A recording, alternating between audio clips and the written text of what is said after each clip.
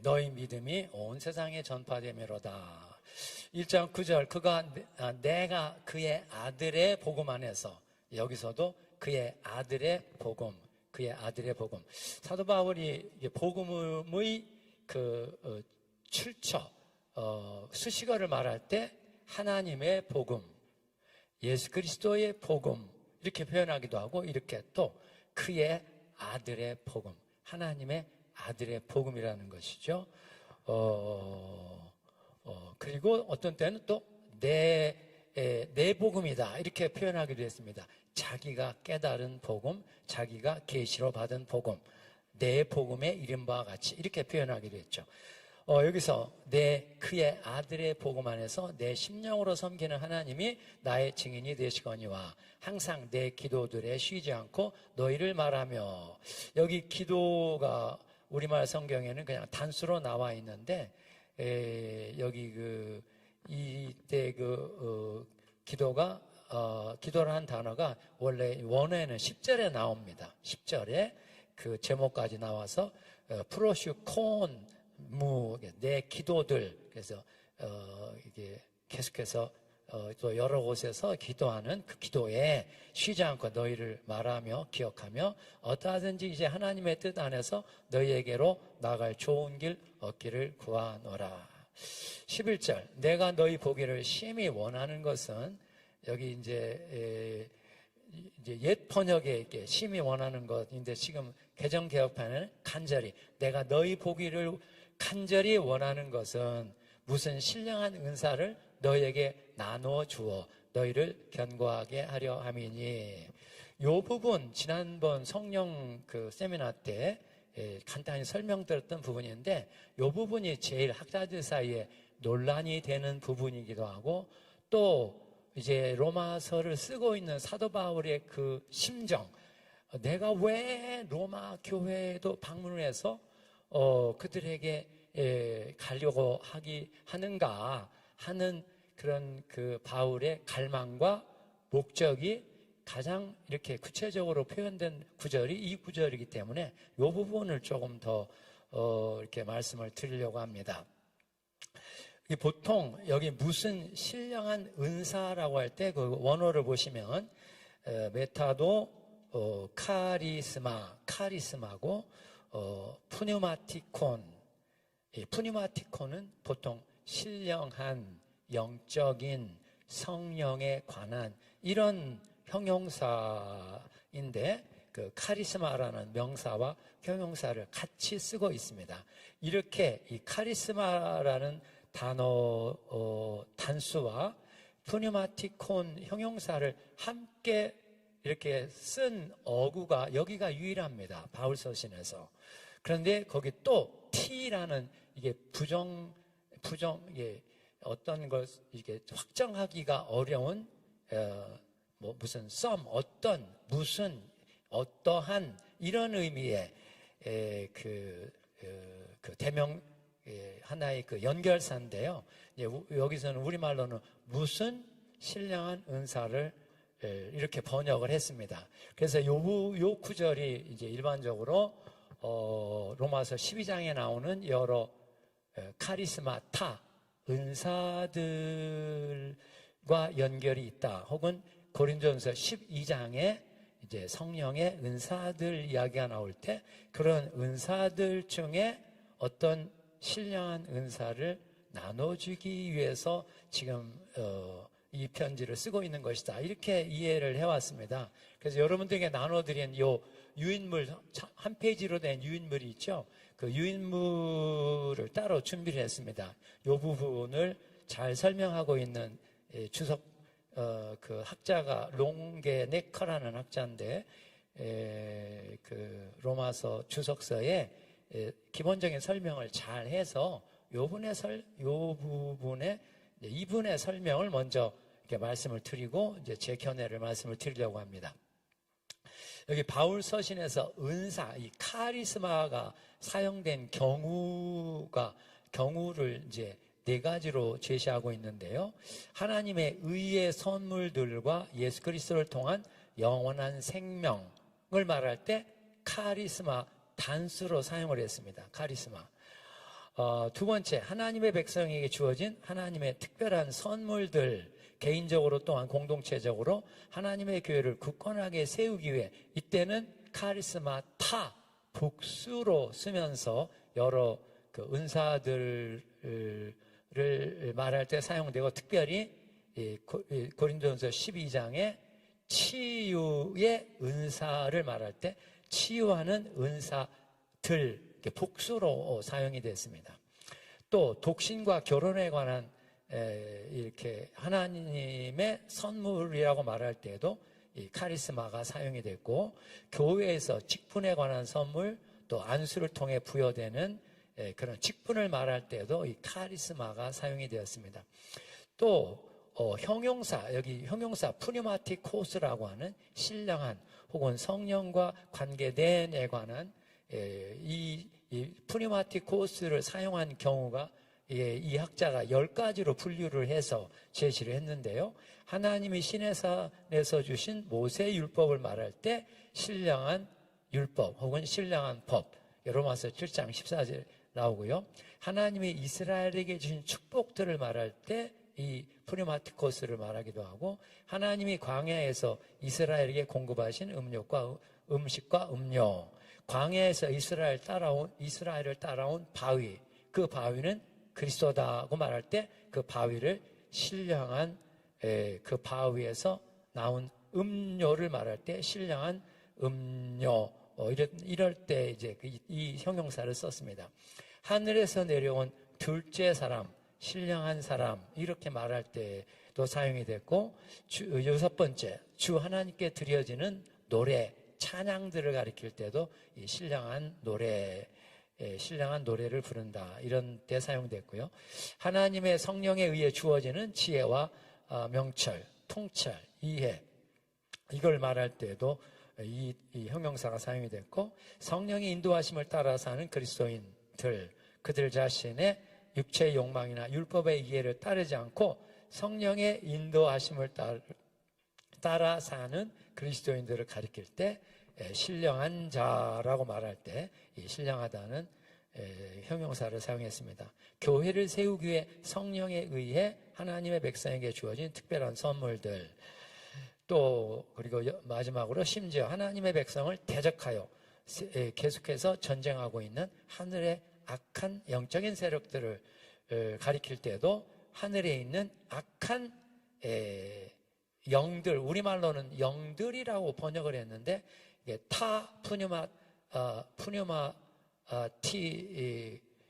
푸뉴마티카, 이게 푸뉴마티카, 이렇게 복수로 이렇게 이 형용사의 중성 복수 주격을 사용을 했습니다. 아무튼 이렇게 명사 카리스마와 형용사 푸뉴마티코스를 같이 결합해서 사용한 유일한 경우가 지금 여기 이제 로마서 1장 11절에 나오는 내용입니다.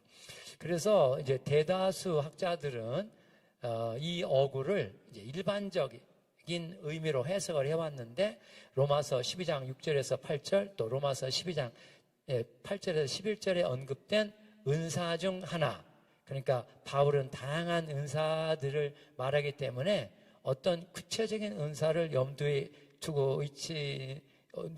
두었는지는 알 수는 없지만, 무슨 신령한 은사를 너희에게 나눠주어 너희를 견고하게 하려 한다, 이렇게 그 은사들 중에 어떤 은사를 나눠주기를 원한다, 이런 것으로 이해를 해왔다는 것입니다.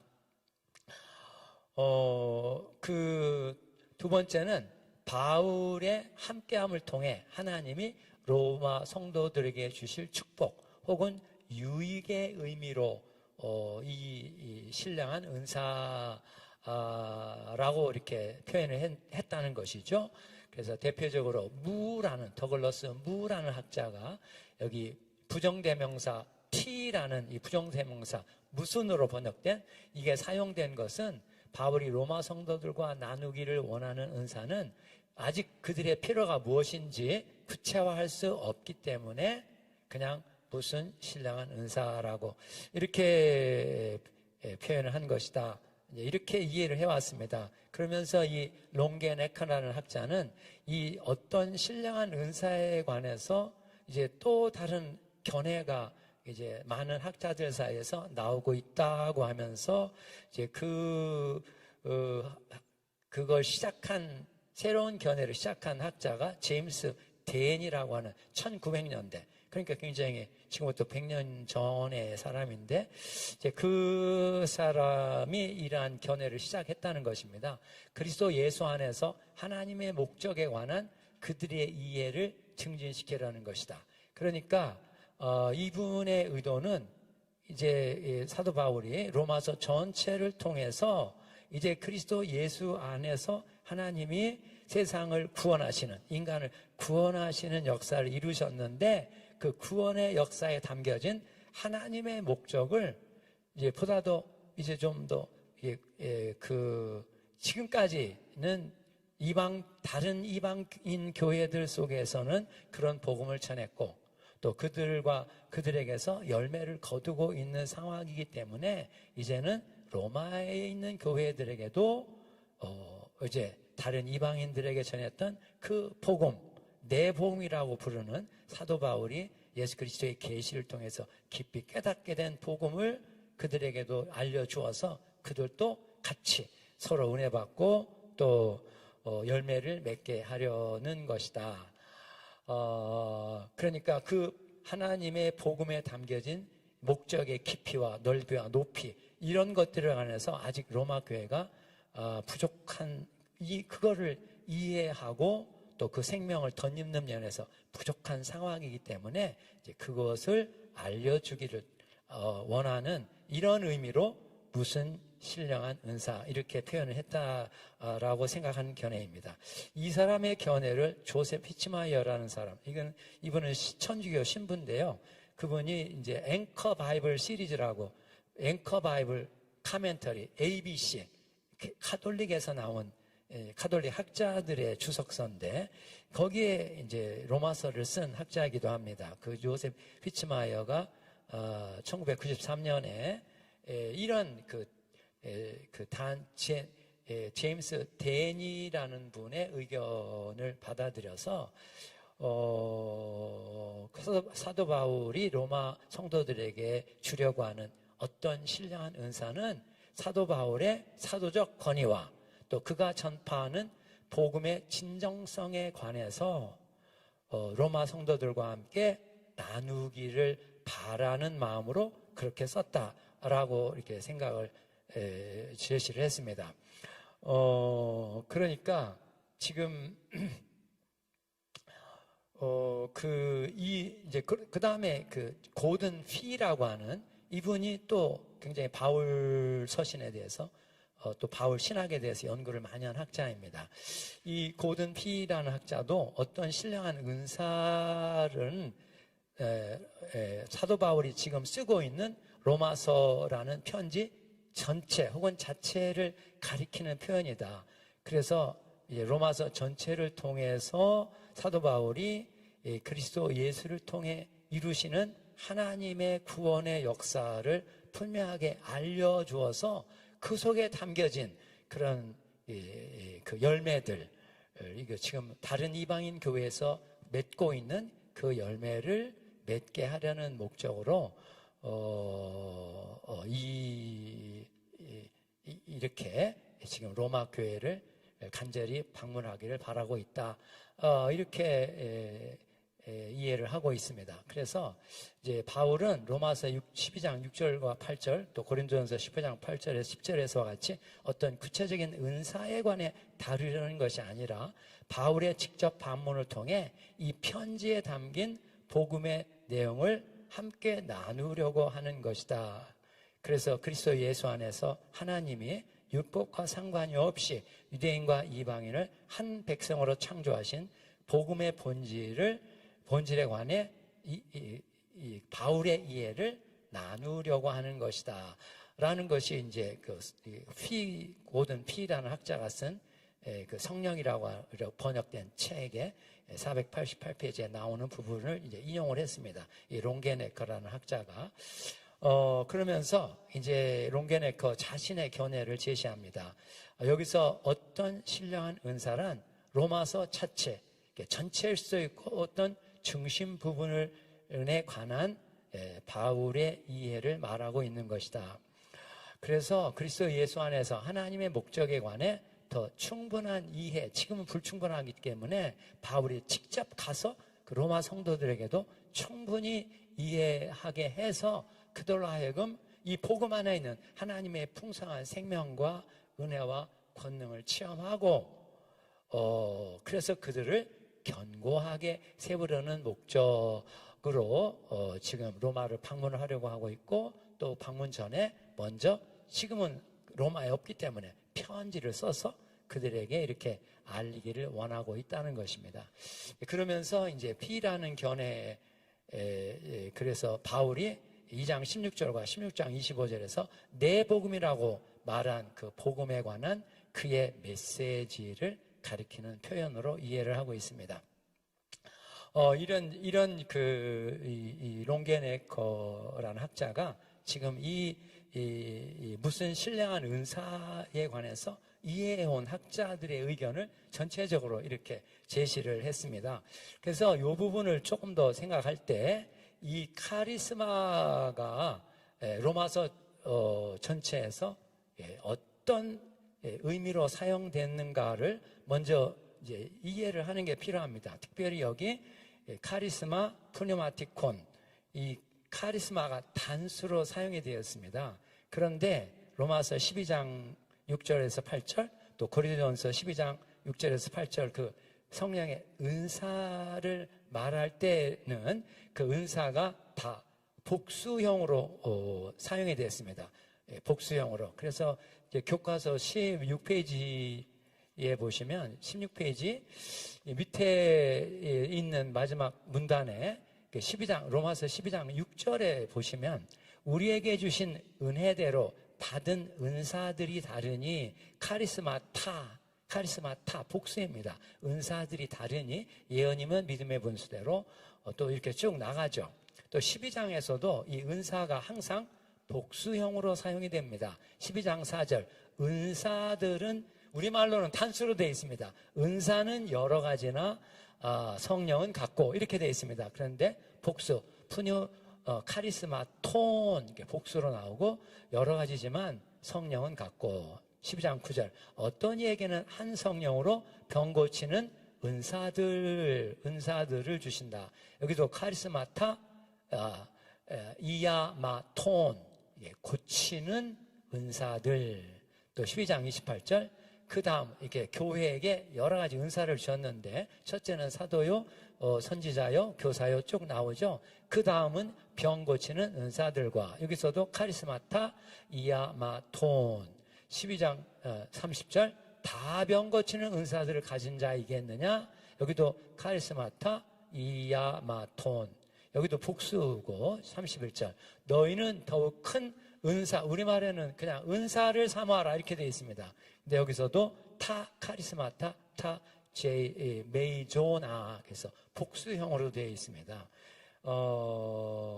이렇게 은사로서 카리스마를 쓸 때는 이런 식으로 이제 복수로 나온 이런 것들을 염두에 두는 게 필요합니다. 그런데 사도 바울이 이제 이 로마서 1장 11절에서는 단수형을 썼습니다. 그런데 이 단수가 이제 로마서에 보시면 이제 중요한 복음을 통해서 하나님이 주시려는 축복을 말할 때 이 단수 카리스마를 썼습니다. 그래서 그 몇 부분 로마서의 그 성경 구절을 좀 보겠습니다. 로마서 5장에 15절에 보시면 그러나 이 은사가 이때 카리스마입니다. 이 은사는 그 범죄와 같지 아니하니 곧 한 사람의 범죄를 인하여 많은 사람이 죽었은즉 더욱 하나님의 은혜와 또한 한 사람 예수 그리스도의 은혜로 말미암은 선물이 많은 사람에게 넘쳤느니라. 여기 이제 이 은사를 선물과 연결시키고 있습니다. 하나님의 은혜와 또한 한 사람 예수 그리스도의 은혜로 말미암은 선물이 많은 사람에게 넘쳤다. 이게 도레아라는 단어, 도레아, 제가 여러 차례 말씀드렸죠. 도레아, 선물인데 이때 선물은 특별한 선물, 성령이라는 선물. 또 여기 이 은사, 이 카리스마가 어디서 온 단어냐면 카리스, 은혜라는 단어는 카리스고, 여기 칠판이 있었으면 여기 클레어를 좀 쓰면 좋은데, 카리스, 이 은혜로 말미암은 선물이라고 말할 때가 카리스마입니다. 카리스마는 하나님의 은혜를 따라 부어주시는 선물을 가리킬 때 카리스마를 쓰고, 그래서 여기 15절에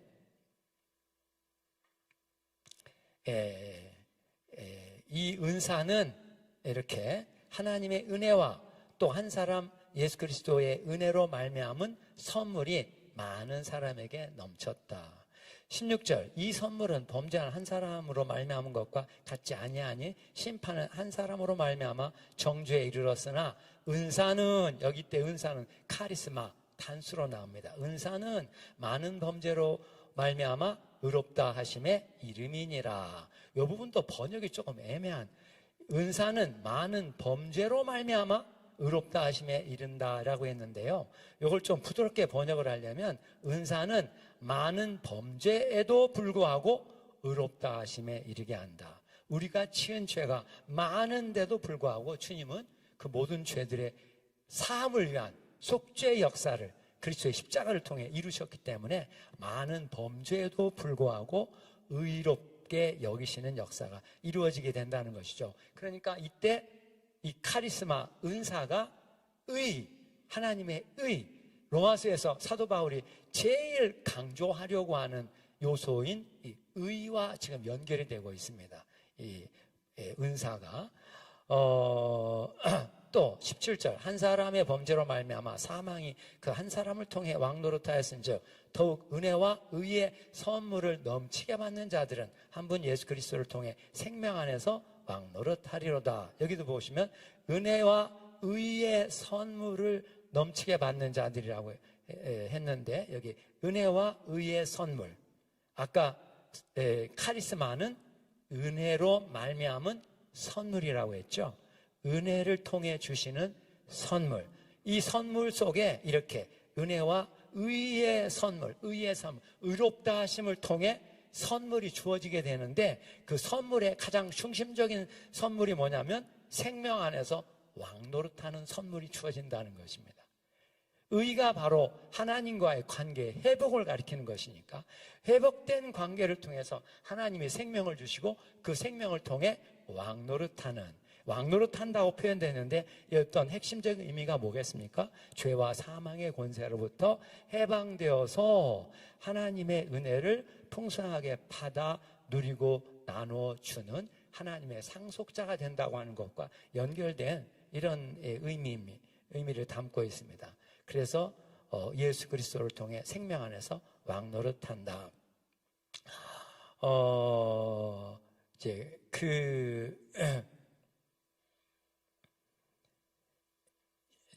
6장으로 가셔서 6장 마지막 절에도 보시면 6장, 죄의 삭슨 사망이요 하나님의 은사는 그리스도 예수 안에 있는 그리스도 예수 우리 주 안에 있는 영생이다. 하나님의 은사, 여기 은사가 카리스마라고 했죠. 카리스마니까 하나님의 은혜를 통해 부어주시는 선물이 결과적으로 어떤 선물이냐면 그리스도 예수 우리 주님 안에 있는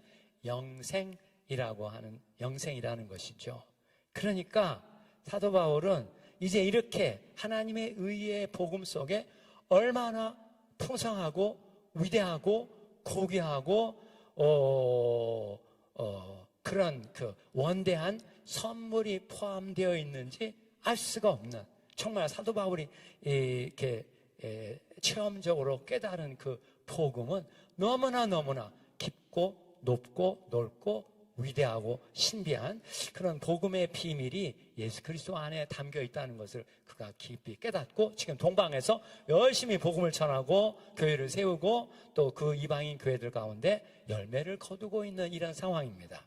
그래서 그의 마음에는 또 한편으로 이렇게 이제는 이 서방 이제 로마 제국의 서쪽에서 선교를 해야 되겠다 이런 비전을 또 새롭게 더 불태우고 있는 상황이니까 로마 교회를 방문해서 지금 자기가 동방교회에서 전한 그 복음과 그 복음 속에 담겨진 그런 열매들을 로마 교회 성도들도 맺으면서 그걸 통해서 그 성도들을 견고하게 세우려는 이런 목적을 가지고 자기가 얼마나 로마를 방문하고 로마 교회 성도들을 만나기를 원하는가 하는 것을 이렇게 이런 말로 이렇게 표현을 한 것입니다.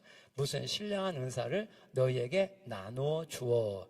이때 나누어 주다라는 동사가 메타도라는 동사인데요. 메타디돔이 이것을 이 은사, 지금 아까 말씀드린 은사들을 나눠준다고 이렇게 표현할 때는 나눠주다, 영어로 distribute, 이 사람은 이게, 저 사람은 저것, 이런 식으로 이렇게 나눠주는 의미라고 친다면 제가 지난번에도 말씀드렸지만 은사를 나눠주는 일은 이게 인간이 하는 게 아니라 하나님이 직접 하나님의 성령을 통해서 나눠주는 일을 하십니다. 우리는 다만 그 은사들을 주님의 뜻에 따라 우리에게 부어주도록 기도하는 것이죠. 그런데 여기서 메타도는 디스트리뷰트가 아니고 share, 공유하다, 함께하다, 내가 가지고 있는 것을 함께 나누면서 저들도 그것을 참여하고 그걸 통해서 저들이 이 주님을 깊이 만나고 연합하고 교제하고 동행하는 연합하고 교제하고 동행하는 삶에 들어가게 될 때 그때 그들도 열매를 맺게 되고 또 그걸 통해서 그들이 견고하게 되는 것이니까 이런 차원에서 그런 차원에서 보면 이제 여기서 무슨 신령한 은사, 어떤 신령한 은사란 바로 사도 바울이 로마서 전체를 통해서 이제 로마 성도들에게 편지를 통해 1차적으로 알려주고자 하는 하나님의 그리스도 예수, 하나님의 아들 그리스도 예수를 통해 이루신 하나님의 구원에 관한 소식, 또 하나님의 구원에 담긴 그 선물과 생명과 영광 그 전체를 할 수 있는 대로 가서 그들과 함께 나누고 그래서 그들도 그 복음 속에서 주님을 깊이 만나 연합하고 그 주님께로부터 생명을 덧입어 견고하게 세우려고 하는 이런 목적을 가지고 로마 교회를 방문하기를 원하는 이런 의미의 말씀입니다. 그래서 12절 이는 곧 내가 너희 가운데서 너희와 나의 믿음을 인하여 피차 안위함을 얻으려 함이라. 그러니까 지금 이제 이 말씀을 하는 그 의도가 자기는 이게 막 깊이 깨닫고 높은 경지에 있으니까 너희에게 나눠주려고 한다 이런 의미보다는 너희와 나의 믿음을 가지고 나의 믿음을 통해 서로가 이렇게 안위한다. 이게 파라칼레오 이렇게 위로하다, 격려하다. 여기 파라클레토스라는 그 위로자, 격려자, 도움을 주는 자 이런 단어가 파라칼레오라는 동사에서 온 것이죠. 그래서 이렇게 피차 위로와 격려를 얻으려 함이라. 그렇게 지금까지 동방에서 복음을 전했던 그 복음을 로마 교회도 전해서 그들도 이렇게 그 복음 안에서 하나님께서 부어주시는 풍성한 은혜와 생명과 권능과 영광을 받아서 로마 교회도 받아서 견고하게 되고 또 그래서 그 속에서 서로 위로를 얻으려는 것이다. 13절 형제들아 내가 여러 번 너희에게 가고자 하는 것을 너희가 모르기를 원치 아니하노니 이는 너희 중에서도 다른 이방인 중에서와 같이 열매를 맺게 하려 함이로되 지금까지 길이 막혔도다.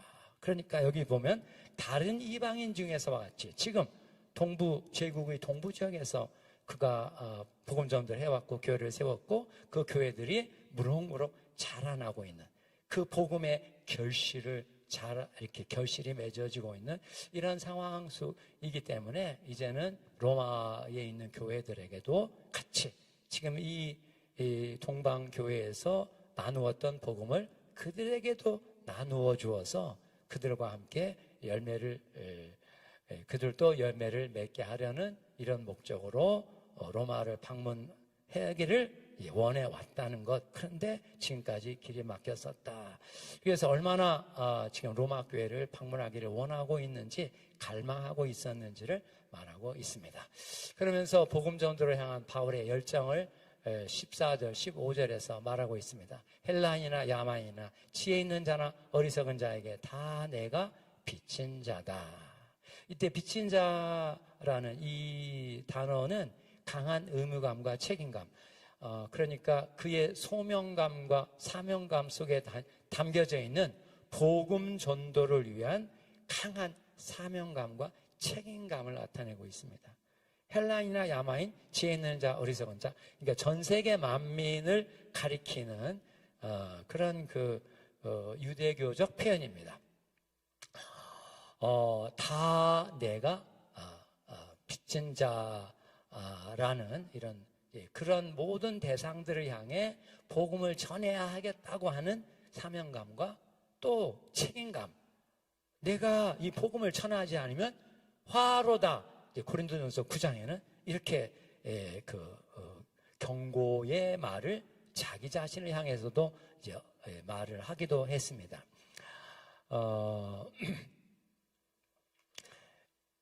이와 같이 그가 복음을 전하는 일이 하나님의 은혜의 선물, 하나님의 경륜을 성취하기 위한 일이었다.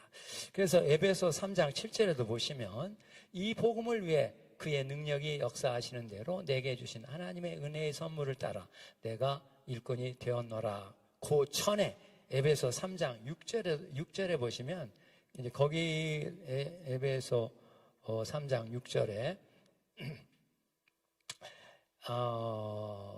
하나님의 뜻을 따라 계시를 받았는데 그 계시를 받은 목적이 6절 이는 이방인들이 복음으로 말미암아 그리스도 예수 안에서 함께 상속자가 되고 함께 지체가 되고 함께 약속에 참여하는 자가 됨이라.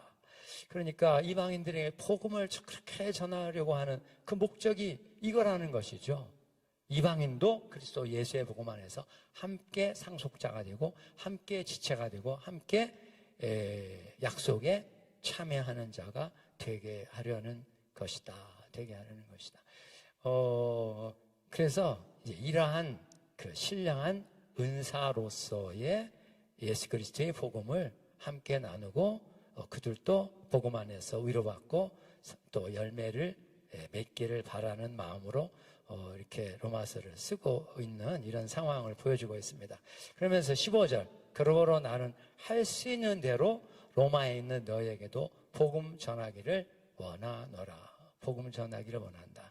거기 유앙겔리사스다이, 유앙겔리조마이라는 그 동사의 부정사, 단순과고 부정사로 되어 있는데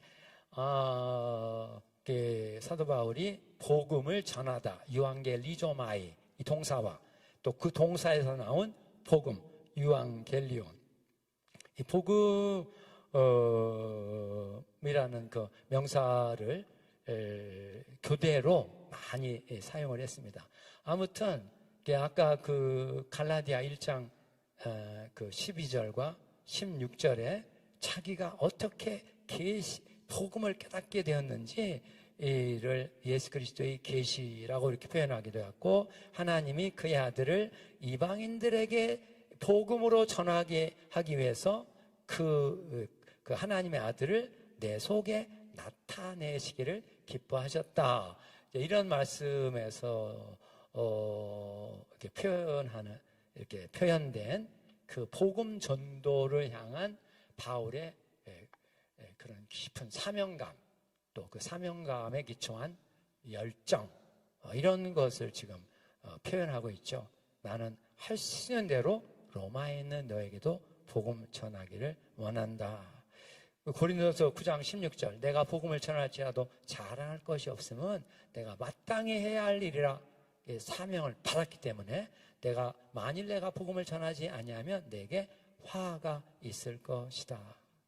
내가 내 자의로 이것을 행하면 상을 얻으려니와 자의로 아니한다 할지라도 나는 직분을 받았노라. 사명을 받았노라. 이때의 단어는 디아코니아라는 단어입니다. 디아코니아가 직무, 직분 혹은 사명 이런 단어로 이렇게 표현되었는데요. 사도행전 20장 24절 내가 달려갈 길과 주 예수께 받은 사명 곧 하나님의 은혜의 복음을 증언하는 일을 마치려 하면은 나의 생명을 조금도 귀한 것으로 여기지 아니하노라. 여기서도 디아코니아 주 예수께 받은 사명 이게 디아코니아를 이렇게 직무, 직분 혹은 사명이라는 단어로 지금 우리말 성경에도 번역되어 있습니다. 이와 같이 사도 바울 자신이 그리스도 예수의 복음 안에서 하나님의 은혜가 얼마나 큰가, 흉악한 죄인도 용서하시고 택하여 복음의 일꾼으로 쓰시는 하나님의 은혜를 깊이 깨달았습니다. 예수를 만나고 나서 그렇게 깨닫게 된 것이죠. 그래서 내가 나 된 것은 하나님의 은혜라. 내가 모든 사도보다 더 많이 수고했지만 내가 아니라 나와 함께 하신 하나님의 은혜로 된 것이다. 그러니까 그가 복음에서 제일 많이 깨닫게 된 것이 은혜를 깨닫게 된 이걸 보여주고 있고요. 그래서 여기서도 20장 24절에 하나님의 은혜의 복음이다 이런 말을 사용하죠. 용어를 하나님의 은혜의 복음 또는 십자가의 복음 이런 생명의 복음 이런 용어를 썼는데 부활의 복음이란 단어는 이렇게 직접적으로 그런 용어를 쓰지 않았지만 그렇지만 예수 그리스도께서 죽은 자 가운데서 부활했다는 것 하나님의 예수를 죽은 자 가운데서 살리셨다고 하는 이런 부분은 얼마든지 많이 말씀한 내용이기 때문에 우리도 이제 그렇게 사도 바울이 사용한 대로 함께 사용하는 것이 필요합니다. 이제 이러한 감사의 내용 후에 16절, 17절 주제, 로마서 전체의 주제를 제시하고 있습니다. 그래서 이 두 절의 말씀을 통해서 이제 앞으로 로마서 전체를 통해서 사도 바울이 무엇을 전달하려고 하는 것인지 로마 교회에 어떤 복음을 전달하려고 하는지의 그 핵심 주제를 제시하고 있습니다. 16절 내가 복음을 부끄러워하지 아니하노니 이 복음은 모든 믿는 자에게 구원을 주시는 하나님의 능력이 됨이라. 첫째는 유대인에게요 또한 헬라인에게라. 내가 복음을 여기인데 토 유앙겔리온 내가 복음을 부끄러워하지 아니한다. 이제 이중 부정어죠. 그러니까 강한 긍정. 내가 복음을 부끄러워하지 아니한다. 복음에 대한 깊은 확신, 아까 말씀드린 확신을 말하고 있습니다. 그래서 이게 확신하기 때문에 어떤 상황에서도 어느 누구 앞에서도 두려워하지 않고 위축되지 않고 오그라들지 않고 담대하게 복음을 말할 수 있는 확신 이거를 이렇게 표현하고 있습니다. 내가 복음을 부끄러워하지 아니한다. 근데 이 부끄러워하다라는 이 동사는 예수님의 교훈 속에 너희가 사람 앞에서 나를 부끄러워하면 나도 하나님 앞에서 하나님과 하늘의 천사들 앞에서 그 사람을 부끄러워할 것이다. 이런 때 사용했습니다. 그러니까 여기서 부끄러워한다는 말은 바로 믿는다고 하면서도 이렇게 사람들 앞에 부끄러워하는 내가 믿는다는 것을 분명하게 이렇게 말하지 못하고 또 내가 믿는 내용을 분명하게 저들도 믿어 회개하고 구원받게 하려는 이런 확신이 없는 상태를 가리켜 부끄러워한다라는 의미로 이렇게 이 동사를 썼습니다. 우리가 부끄러워하지 말아야 되겠죠. 그러려면 어떤 상황에서 어느 누구 앞에서도 오그라들지 않고 담대하게 예수 믿으면 죄사함 받고 의로움 받습니다. 치유와 회복을 받습니다. 축복과 부여함을 받습니다. 거룩함과 성결함도 받습니다. 영생과 천국을 받습니다. 그렇지 않고 믿지 않으면 심판 받습니다. 멸망 받습니다. 불못에 던져집니다. 여기까지 이게 확신이죠. 복음에 대한 확신은 구원의 확신뿐만 아니라 심판의 확신도 포함한다는 것이 우리가 요한계시록에서 배웠던 부분이지 않습니까? 이렇게 여러분들의 설교에서도 이 두 가지가 매주마다 성도들에게 선포되어야 됩니다. 구원의 복음, 은혜의 복음, 축복의 복음, 천국의 복음뿐만 아니라 그 천국 복음 속에 이 심판의 복음, 멸망, 심판, 불못, 이런 궁극적 결말, 그리스도 밖에 있는 사람들에게 이루어질 궁극적 결말에 대해서도 분명하게 선포해야 됩니다. 그래야 그들도 회개하고 예수께로 돌아올 그런 가능성이 생기게 되기 때문입니다. 내가 복음을 부끄러워하지 아니하노니 이 복음은 모든 믿는 자에게 구원을 주시는 하나님의 능력이 됨이라. 그러니까 앞으로 사도 바울은 로마서 전체를 통해서 이 구원의 복음을 이렇게 전달하려고 한다는 것입니다. 모든 믿는 자에게 구원을 주시는 하나님의 능력이 됨이라. 그럼 이 구원이란 단어 하나에도 복음의 모든 게 다 들어가 있는 테두리 언어입니다. 제일 어떻게 보면 사도 바울이 많이 사용한 단어이기도 하죠. 이 구원이라는 단어 속에 복음의 모든 것, 하나님의 은혜의 모든 것이 이 속에 다 담겨 있습니다. 그래서 그 유명한 조영기 목사님 오중복음이라는 오중 복음이라는 이런 용어로도 쓰기도 하셨는데, 그런 대가들이 사용한 언어는 우리도 잘 배워서 사용하면 이게 좋습니다. 그래서 그분의 오중복음에 보면 첫째, 죄사함과 의로움, 죄사함을 받아 의롭게 되는 하나님과의, 의로움이란 하나님과의 관계 회복이죠. 하나님과의 관계가 회복되고, 이제 죄사함 받아 하나님과의 관계가 회복되니까 두 번째, 치유와 회복. 죄로 말미암아 파괴되었던 하나님의 형상이 예수 그리스도의 형상을 통해 다시 우리에게 회복되는 치유와 회복이 일어나고, 두 번째, 세 번째, 축복과 부요함. 축복과 부요함. 이것은 바로 예수 그리스도를 통해서 주어지는 축복과 부요함이죠. 그래서 주 예수 그리스도의 은혜를 너희가 알거니와 부요하신 자로서 너희를 위해 가난하게 되심은 그의 가난함으로 말미암아 너희로 부요케 하려 하심이라. 이러한 그 부요함, 이게 단순한 물질의 부요함이 아니고 이제 그리스도 예수 안에 있는 그런 하늘의 축복의 부요함을 1차로 가리키는 표현입니다. 축복과 부요함. 네 번째, 거룩함과 성결함. 그 삶이 하나님 앞에 합당하고 구별되고 또 성결한 삶으로서의 거룩함과 성결함. 그 다음에 다섯 번째, 영생과 천국. 궁극적 구원이죠. 영생과 천국. 이런 구원이 이제 마지막으로 완결될 구원이면서 동시에 이제 실현된 종말, 시작된 종말론에서는 지금 여기서부터 이것을 받아 누리고 나눠주는 이런 구원이 되어야 한다는 의미를 또 포함하고 있습니다. 이런 구원을 주시는 것이 하나님의 능력이다. 하나님의 능력. 모든 믿는 자에게 구원을 주시는 하나님의 능력으로서의 복음을 로마서 전체를 통해서 제시하게 될 것입니다. 여기 이제 모든 믿는 자라고 할 때에도 구원의 특수성과 일반성 이렇게 표현을 하는데요. 복음은 모든 사람의 구원을 위해 마련된 것이지만 모든 사람이 다 구원받는 게 아니죠. 구원받는 사람들은 누가 구원받습니까? 믿는 자가 구원을 받습니다. 믿는 자. 그러니까 이제 그런 점에서 특수한 이런 성격이 이 복음에 담겨 있는 모든 믿는 자에게 구원을 주시는 하나님의 능력으로서의 복음을 로마서 전체를 통해 제시를 하게 될 것입니다. 그래서 로마서 구절들을 이제 여러분들이 이제 연구하고 설교할 때 이 말씀을 늘 염두에 두고 어떤 점에서 이것이 모든 믿는 자에게 구원을 주시는 하나님의 능력을 나타내는 말씀인지 구절인지 이런 것들을 이제 연결시켜야 되는 말씀이죠. 그런데 첫째는 유대인에게요, 또한 헬라인에게라.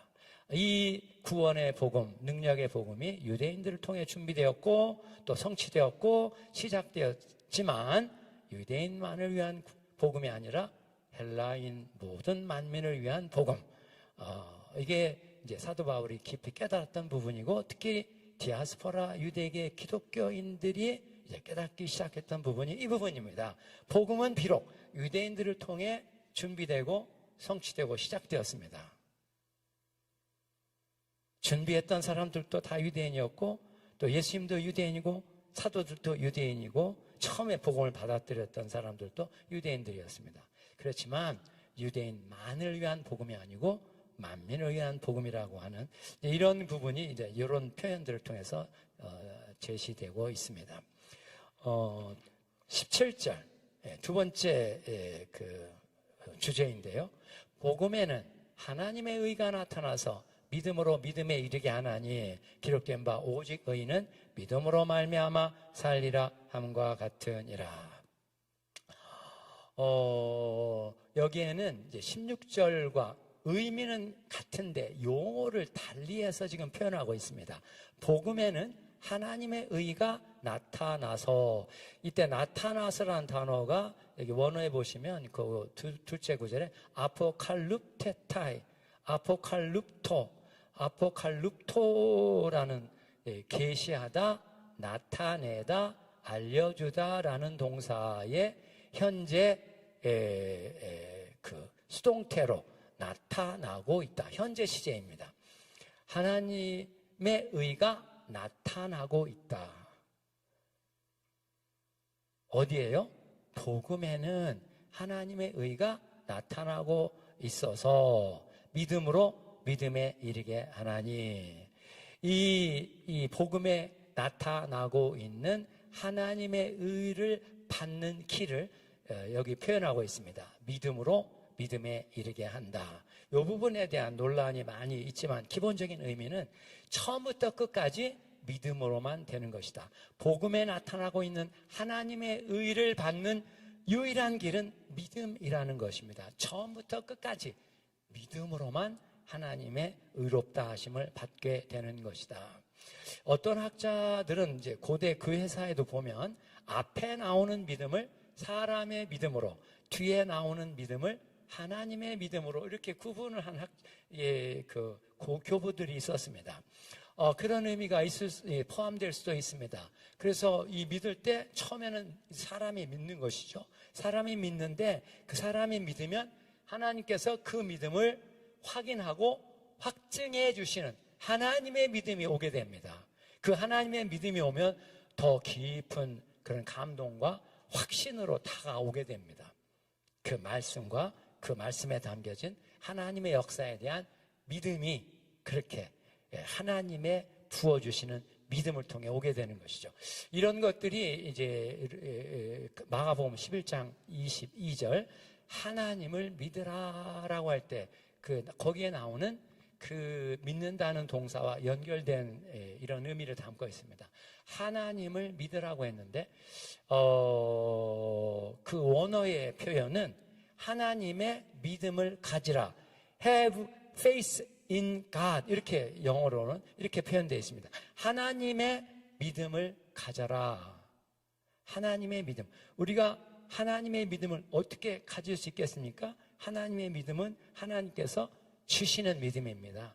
이 믿음의 시작은 우리가 처음 하나님을 믿는 믿음에서부터 출발하게 됩니다. 사람이 이렇게 믿음으로 주님 앞에 나아갈 때 하나님께서 우리의 믿음을 확인하시고 확증해 주시는 하나님의 믿음이 오게 된다는 것입니다.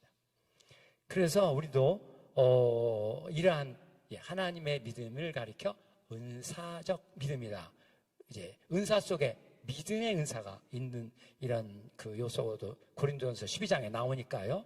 그런 차원에서 우리의 믿음이 더 깊은 차원의 믿음, 더 하나님의 영광을 나타낼 수 있는 믿음으로 성장해야죠.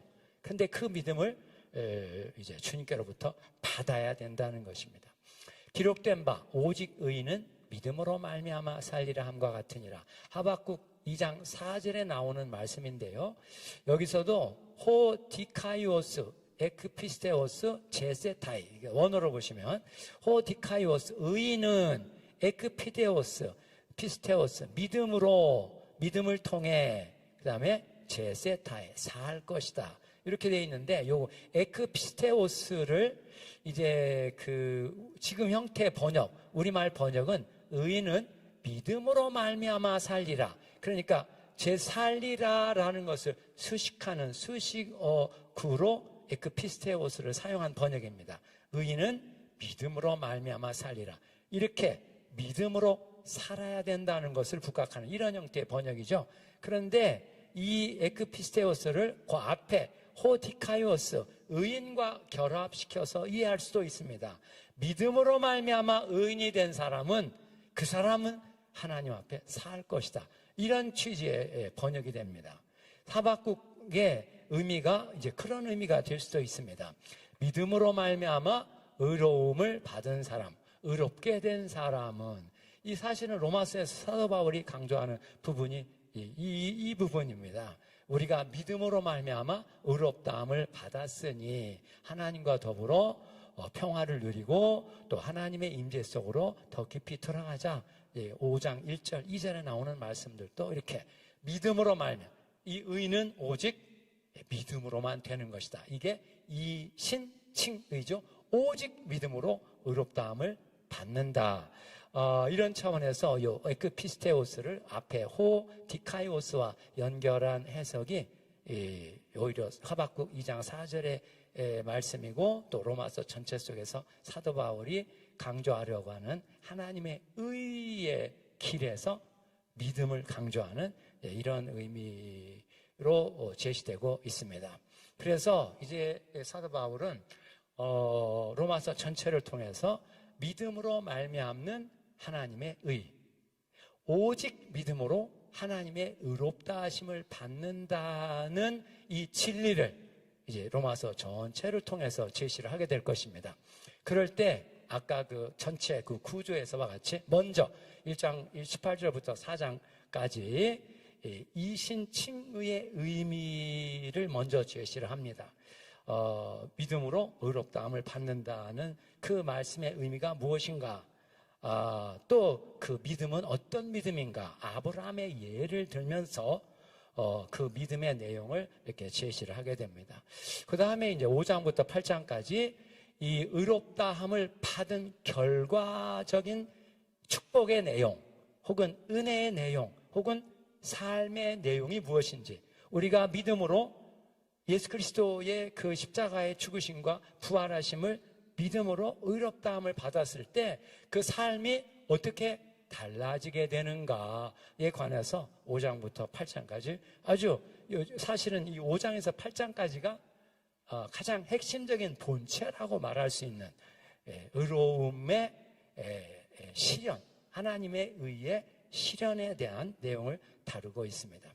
그리고 세 번째, 하나님의 의와 옛 이스라엘, 육적인 이스라엘이 하나님의 은혜를 그렇게 많이 받은 이스라엘의 후손들인데, 어떻게 하나님이 준비하신 이신칭의의 길을 받아들이지 않고 지금 그 의에서 떨어지고 있는 것인가? 굉장히 안타까운 것이죠. 그래서 사도 바울이 굉장히 안타까워하고 있는 상황이지만, 그럼에도 불구하고 그 현실을 받아들이고 있고, 그렇다고 해서 하나님이 이스라엘을 완전히 버리지는 않으셨다. 넘어지게까지 버리시지는 않으셨다. 언젠가 하나님께서 그들을 다시 돌아보시고 구원하실 날이 올 것이다. 이렇게 이제 9장부터 11장까지 내용을 다루고, 그 다음에 이제 12장부터 15장, 13절까지 하나님의 의와 새 이스라엘, 하나님의 의를 덧입은 하나님의 새로운 백성이 세상에서 어떻게 하나님 앞에 합당하게, 거룩하게, 성별되게 살아야 될 것인가 하는 삶의 구체적인 내용을 여러 가지로 제시하는 내용입니다. 그래서 이와 같이 하나님의 이신칭의의 주제 아래에서 이 본체를 네 개의 대지로 이렇게 제시를 하고 있어서 이제 이 네 개의 대지를 이제 쭉 살펴보면서 사도 바울이 로마서를 통해서 제시하려고 하는 그 구원의 내용, 모든 믿는 자에게 구원을 주시는 하나님의 능력으로서의 복음이 어떤 것인지, 또 복음에는 하나님의 의가 나타나서 믿음으로 믿음에 이르게 하는데 그 하나님의 의롭다함을 받는다는 것이 어떤 것인지, 또 그런 것이 그리스도인들의 삶을 통해 어떻게 나타나는 것인지 라는 이런 주제를 따라서 이제 로마서를 앞으로 계속 보겠습니다. 이제 첫 번째 대지 1장 18절부터 4장 25절까지 첫 번째 대지를 보겠는데요. 이 첫 번째 대지의 내용이 크게 두 부분으로 중간 그 단락으로 나누어지게 됩니다. 먼저 1장 18절부터 3장 20절까지는 이 신칭의를 말하기 전에 이 신칭의가 왜 필요한지 이유에 대한 설명을 아주 길게 합니다. 왜 인간이 믿음으로 말미암는 하나님의 의를 받지 않으면 안 되는지 그 절대적인 이유를 이렇게 제시를 함을 통해서 이제 논리적으로 설득의 역할을 더 강화하고 있는 이런 부분을 먼저 제시합니다. 그 이유, 인간이 믿음으로 말미암는 하나님의 의를 받지 않으면 안 되는 그 절대적인 이유를 이 부분에서 제시하는데, 그 이유는 바로 하나님의 진노를 받기 때문이다. 하나님의 진노라는 단어와 연결시키고 있습니다. 그래서 1장 18절에 처음부터 이 부분의 논의를 시작하는 구절의 첫 번째가 하나님의 진노입니다. 이 하나님의 진노는 하나님의 의와 정반대 방향의 하나님의 역사를 가리킵니다. 하나님의 의가 제일 중요한 부분을 빠뜨렸네요. 하나님의 의가 나타나서라고 했는데 믿음으로 믿음에 이른다, 이 부분만 말씀드렸는데 그 하나님의 의 자체에 대한 이해가 더 이제 선행되어야 되는데요. 하나님의 의라고 말할 때 이 의에 두 가지 의미가 있습니다. 첫째는 법정적 의미, 두 번째는 관계적 의미입니다. 법정적 의미, 하나님의 법정에서 하나님께서 이제 죄 없다 선언하시는 하나님의 선언, 하나님의 법정에서 예수 그리스도의 속죄의 은혜를 따라서 그 은혜를 믿고 나오는 사람들에게 죄 없다는 선언을 하시는 그 법정 선언의 의미를 갖고 있습니다. 그러니까 하나님의 의의 그 의의 첫 번째 의미는 죄 사함을 받는 예수 그리스도의 속죄의 죽음을 토대로 한 속죄의 은혜, 죄 사함의 은혜를 가리키는 의미를 담고 있습니다. 두 번째는 관계적 용어인데 이 의라는 이 디카이오 수네라는 이 명사는 디카이오오 의롭게 하다 혹은 의롭게 만들다라는 동사의 명사입니다. 그런데 의롭게 하다라는 이 동사 속에 이렇게 하나님의 법정에서 죄인들의 죄를 사하시고 죄 없다 하나님이 선언하시는 이런 법정 선언의 의미가 첫 번째고, 두 번째는 죄로 말미암아 깨어진 관계 혹은 단절된 관계를 다시 회복시켜 주시는 혹은 연결해 주시는 관계 회복의 행동, 이게 디카이 오오, 의롭게 하다 또 의롭게 만들다라는 동사의 두 번째 의미입니다. 이 죄로 말미암아 하나님과의 관계가 단절되었죠. 깨어졌다 혹은 잘못되었다 이렇게 표현할 수 있습니다. 그런데 그런 관계가 이제 다시 연결되는 것이고 또 올바르게 되는, 잘못된 관계가 make right, 바르게 되는, 그런데 그게 이제 주님이 그렇게 바르게 만들어 주셔서 우리가 바르게 되는 것이죠. 그래서 하나님 의롭다 하다라는 동사를 사용할 때 주어가 하나님일 때는 의롭게 하다, 의롭게 만들다 이렇게 능동태로 사용을 합니다. 그러나 사람이 의롭게 되는 것은 이렇게 사람이 주어일 때는 항상 수동태로 표현되어 있습니다. 우리는 의롭게 되는 것이기 때문입니다. 사람이 의롭게 되는 것은 율법의 행위에 있지 않고 오직 믿는 믿음에 있나니, 이렇게 갈라디아 2장 16절과 같이 이렇게 사람이 의롭게 된다, 의롭다함을 받는다, 항상 수동태로 표현되어서 이 의의 역사가 하나님의 능동적, 주권적 은혜의 역사라는 것을 그렇게 표현을 하고 있습니다. 이렇게 하나님의 의라는 말은 한마디로 이렇게 이걸 합쳐서 말한다면 죄로 말미암아 이제 깨어진 관계를 죄 사함을 받고 하나님과의 관계가 회복되는 것, 죄 사함을 받아 하나님과 단절되었던 관계가 회복되는 것이 바로 의롭다함을 받는 것이다, 이렇게 말할 수 있습니다. 그러니까 이게 바로 이제 사도 바울이 말하는 구원의 시작입니다. 죄 사함 받고 하나님과의 관계가 회복되는 것이 바로 구원의 시작. 그래서 이제 누가복음 24장 48절에 보시면 죄 사함을 받게 하는 회개가 예루살렘에서 시작하여 모든 족속에게로 전파될 것이 기록되었으니, 이런 말씀이 나오죠. 거기서도 죄 사함을 받게 하는 회개가 이렇게 그 죄 사함의 요소를 이렇게 먼저 제시했는데요.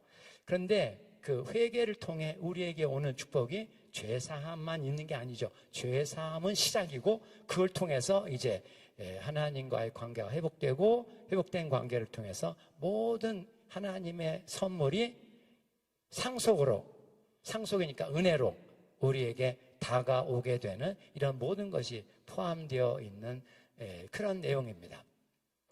그래서 이렇게 하나님의 의가 하나님이 예수 그리스도를 통해 인간을 구원하시는 구원 행동, saving act, 이런 말을 쓰고 있고요. 그래서 하나님의 나라라는 공관복음서에 사용된 하나님의 나라도 기본적으로 하나님의 구원하시는 행동을 나타내는 용어입니다. 하나님의 행동, 하나님이 하나님의 백성의 삶의 현장에 내려오셔서 그들을 사하시고 용서하시고 구원하시고 치유하시고 채워주시고 축복하시는 일체의 통치 행동, 이게 하나님의 나라인데, 사도 바울은 그 하나님의 나라보다는 이제 하나님의 의라는 용어를 써서 그 하나님의 구원하시는 행동을 이렇게 표현하고 있는 것입니다. 그런데 그 반대편에서의 하나님의 행동은 뭐겠습니까? 바로 심판이죠. 심판, 멸망, 내버려 그 사탄의 지배에 넘겨주시는, 이게 바로 하나님의 진노입니다. 진노는 하나님의 심판 행동입니다. 심판하시는 행동. 인간이 하나님을 불신하고 불순종하고 사탄의 길을 선택했을 때 하나님께서 그런 인생들을 사탄의 지배에 넘겨주시는 거예요. 그 사탄의 지배하에 들어가고, 사탄의 지배하에 들어가니까 인간이 완전히 파괴되는, 개인적으로도 파괴하고 가정에 파괴되고, 그리고 또 세상 사회 전체가 다 윤리적 기반, 윤리도덕적 기반이 파괴되어 아주 혼돈하고 혼란하고 무질서한 세상이 되는 이런 것들이 하나님의 진노로 이렇게 표현되고 있습니다. 아무튼 3장 20절까지 인간이 왜 믿음으로 말미암는 하나님의 의를 받지 않으면 안 되는가의 이유를 먼저 제시할 때, 그 이유의 핵심이 바로 모든 인간이 죄 아래 있기 때문이다. 3장 9절. 이 부분의 중심 구절이 3장 9절입니다. 유대인이나 헬라인이나 다 죄 아래 있다라고 우리가 이미 선언했다. 죄 아래 있다. 죄의 권세 아래 있다. 혹은 죄의 지배 아래 있는 인간이고 죄의 지배 아래에 있으니까 근본적으로 하나님을 불신하고 불순종하고 대적하고 하나님의 원수로 행할 수밖에 없는 이러한 인간 존재의 그 근본적인 내용을 담은 선언입니다. 유대인이나 헬라인이나 다 죄 아래 있다고 우리가 이미 선언했다. 이렇게 죄 아래에 있기 때문에 결국은 하나님의 진노를 받아 멸망할 수밖에 없는 존재다. 이게 이제 에베소서에 보면 에베소서는 사도 바울의 이런 교훈들을 하나로 이렇게 간단하게 모아놓은 이런 성격의 서신이기 때문에 그런 구원이 따로 이렇게 모아져서 전달되고 있고 그걸 가리켜 본질상 진노의 자녀다 이런 표현을 씁니다. 그리스도 밖에 있는 사람들을 가리켜 본질상 진노의 자녀, 하나님의 진노받고 저주받고 멸망할 수밖에 없는 인간 존재의 현실을 그렇게 표현했죠. 그래서 이제 먼저 이유를 제시하고 그러니까 모든 인간은 예수 그리스도를 믿음으로 말미암는 하나님의 의를 덧입어야만 되는 것이다 라는 이런 이 논리적인 그 이유를 가지고 3장 21절부터 이제 나머지 부분에 이신칭의의 내용을 제시를 하게 됩니다. 그래서 이번 첫 번째 단락의 그 전체적인 구조를 염두에 두시고 오늘 나머지 부분에서는 1장 18절부터 이제 나머지 32절까지 1장 나머지 부분에 관한 내용을 좀 보겠습니다. 1장 18절 그래서 여기 30페이지 맨 위에 요 부분의 그 구조 1장 18절부터 3장 20절까지 구조 하나님의 진노 아래 있는 인간 그러면서 1장 18절부터 32절까지 불의한 세상을 향한 하나님의 진노 그 다음에 2장 1절부터 16절 하나님의 의롭고 공평한 심판 이 하나님의 심판은 의롭고 공평하다. 그 다음에 17절부터 29절까지 율법을 가진 유대인의 불순종 혹은 유대인의 실패 뭐 이런 표현을 표현으로 요 단락을 이렇게 표현하고 있습니다. 유대인들이 율법을 가졌다고 의시되고 아주 자랑을 하지만 결과적으로 그들도 율법을 범하기는 마찬가지다. 어떤 점에서 율법을 근원적으로 실현하는 점에서는 유대인들도 근원적으로 실현할 수가 없다. 왜? 그들도 죄의 지배 아래 있기 때문이다. 이런 부분이 이제 사도 바울이 전에 바리새파 유대인으로 있었을 때는 도저히 생각할 수 없었던 부분이었습니다. 그런데 부활의 주님을 만나고 그 주님의로부터 지혜와 계시의 성령을 받으니까 그런 점들이 깨달아지는 거예요. 아, 그렇구나. 지금 유대인들이 율법을 가지고 자랑하고 율법의 선생이고 이방인들의 빛이고 선생이라고 이렇게 자부하고 자랑하고 있지만 그러나 그들도 근본적으로 죄의 지배 아래 있고 율법을 범하는 것은 마찬가지다. 근원적인 차원에서 이런 주장을 하면서 표면적 유대인이 유대인이 아니고 표면적 육신의 할례가 아니다. 이면적 유대인이고 또 진정한 할례는 마음에 받아야 되는데 성령에 의해 이루어지는 것이다. 율법 조문을 따라 이루어지는 게 아니고 진정한 할례는 성령에 의해 인간의 마음 카르디아에서 이루어지는 하나님의 은혜의 역사다. 이런 교훈이 2장 마지막 부분에 제시되고 있습니다. 그러면서 이제 3장 1절 8절까지 반대자가 던지는 4가지 질문 사도 바울의 이러한 주장에 대해서 이제 반대자, 가상적 반대자를 등장하여 그가 던지는 질문을 통해서 사도 바울의 주장에 담겨 있는 맹점들 혹은 이렇게 공격할 수 있는 거리를 제시하면서 이렇게 질문을 던질 때 그 질문에 대해서 답변하는 이런 형식으로 4가지 질문과 답변에 관한 내용이 나오고 그리고 이제 결론적으로 3장 9절에 아까 말씀드린 유대인이나 헬라인이나 다 죄 아래 있다. 죄와 율법 아래 있는 인류 모든 사람이 다 죄 아래 있고 율법으로는 의롭다함을 받을 육체가 없다. 인간이 없다. 왜냐하면 율법으로는 죄를 깨닫기 때문이다. 그때 죄를 깨닫는다는 그 동사가 바로 에피기노스코라는 동사입니다. 계시에 의해서 알게 되는 것이죠.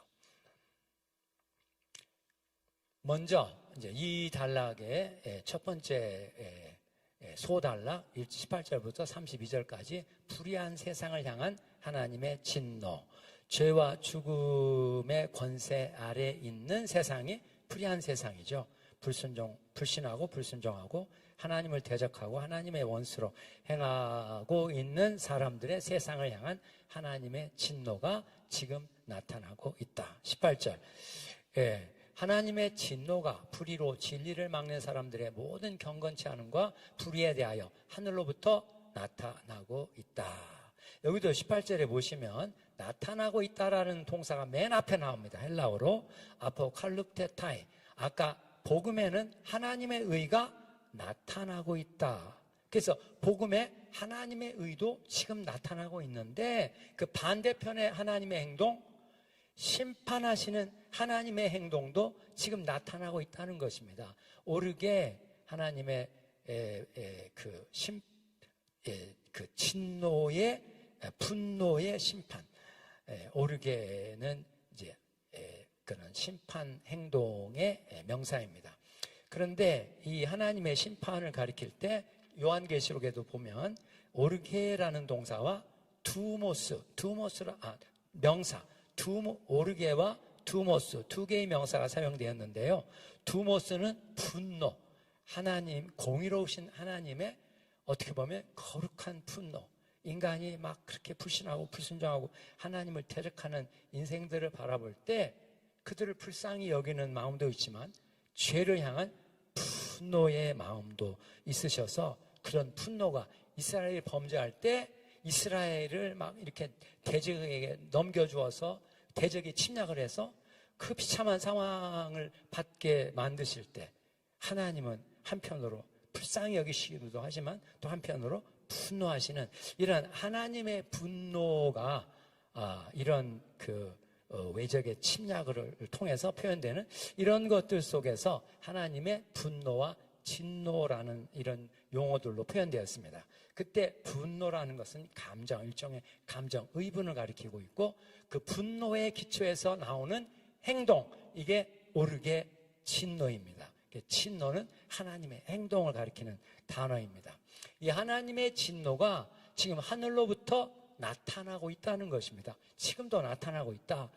복음에는 하나님의 구원하시는 행동이 나타나고 있고 또 하나님의 진노, 심판하시는 행동도 지금도 나타나고 있다. 철저히 지금 실현된 종말론 혹은 시작된 종말론의 형태로 표현되고 있습니다. 그러면 어떤 대상들에게 나타나냐면 불의로 진리를 막는 사람들, 불의로 진리를 막는 사람들, 여기 진리와 불의가 이렇게 대립하는 형태의 표현이죠. 진리는 바로 하나님의 말씀에 기초한 기준에 합당한 것, 이게 진리입니다. 하나님의 말씀, 그러니까 이 말씀 속에 계명, 규례, 법도, 규례, 이게 이제 하나님의 율법의 세 가지여서 명령, 법도, 규례. 명령이 있고 법도, 어떤 수칙, 행동을 위한 지침에 관한 말씀이 있고 그 다음에 규례, 규정, 이것은 깨끗하고 저것은 더럽고 이건 합당하고 합당하지 않고 이런 모든 기준에 대한 말씀이 규례라고 표현되어 있습니다. 이런 말씀에 합당한 것이 진리인데 불의는 그 반대편에 있는 거죠. 불의로 진리를 막고 있는 사람들의 모든 경건하지 않음과 아세베이안 그리고 아디키야, 여기 불의라는 단어가 또 나옵니다. 여기서는 아세베이아는 어떤 영적인 의미의 종교적인 하나님을 상대한 면에서의 그 죄의 요소를 가리키는 단어고, 또 아디키아는 이제 그런 죄가 행동으로 또 그 삶에서 나타나고 있는 죄의 요소들, 이것이 불의입니다. 모든 경건하지 않음과 불의에 대하여 하늘로부터 지금 나타나고 있다. 그러니까 하나님의 구원도 나타나고 있고 하나님의 진노도 지금 나타나고 있다는 것이죠. 우리는 그 하나님의 구원과 진노를 볼 수 있는 영적인 분별력을 가져야 되는 것이죠. 세상에 지금 한국 같은 경우에도 하나님의 진노가 이제 나타나고 있는 것을 알 수가 있는데, 이 부분에서 32절까지의 말씀 속에서 1차적으로 하나님의 진노가 어떤 대상에게 어떻게 나타나고 있는가 하는 것이 제시되고 있습니다. 먼저 1장 19절부터 20절까지 인간이 하나님을 모른다고 핑계할 수 없다. 하나님을 알 수 있는 것을 인간에게 기본적으로 알려주었다. 복음이 없더라도 자연 만물이라는 창조 세계를 통해서 하나님을 알 수 있는 것을 그들에게 주셨다라는 말씀입니다. 19절, 이는 하나님을 알만한 것이 그들 속에 보임이라 하나님께서 이것을 그들에게 보이셨느니라. 이방인들은 이제 특별 계시라는 말씀은 없었습니다. 그렇지만 하나님의 창조 세계 전체를 통해서 이미 하나님을 알 수 있는 것을 나타내셨고 또 그것을 그들에게 주셨다고 표현하고 있습니다. 그래서 20절, 창세로부터 그의 보이지 않는 것들, 하나님의 보이지 않는 것들, 곧 그의 영원하신 능력과 신성이 그가 만드신 만물에 분명히 보여서 알게 되나니 그러므로 그들이 핑계하지 못할지니라. 그러니까 우리가 하나님을 몰라서 우리는 못 믿었는데요 라고 말할 수 없다는 것입니다.